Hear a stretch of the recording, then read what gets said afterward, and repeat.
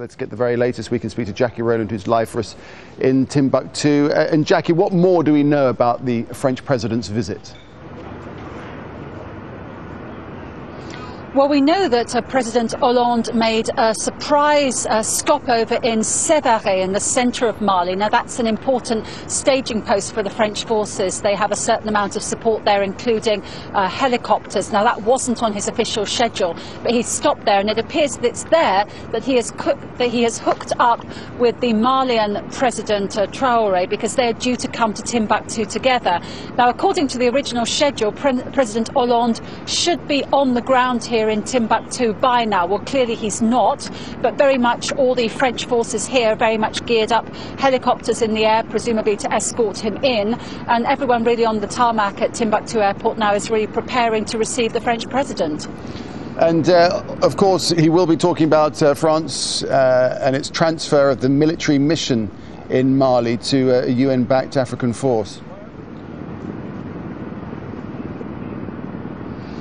Yes, we are expecting one major news announcement, at least from Francois Hollande today, and that will be some kind of a timetable for the withdrawal of this French mission. There are now 3,500 French troops on the ground in Mali. They've been here now the force started assembling 3 weeks ago, and the plan is to transition over to a West African force, or indeed the latest idea, a UN peacekeeping force with an important African element.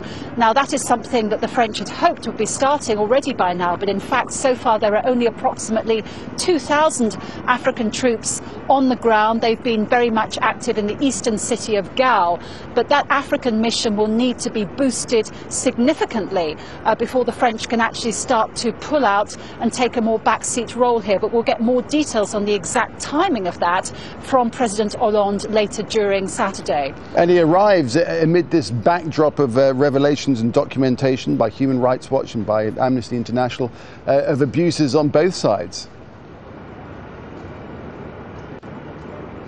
Yes, that does leave rather a sour taste behind the otherwise cheerful scenes that we've seen. Certainly we've seen euphoric scenes of ordinary Malian citizens welcoming the French and the Malian army, but we have to remember that's not all of the picture. The people that you see out in the streets greeting the troops, there are also, and we've met them in person, other people, members of the Arab community, for example, who've actually been hiding at home pretty much since the intervention, because they're afraid of reprisals. And we have seen shops belonging to Arab shopkeepers trashed.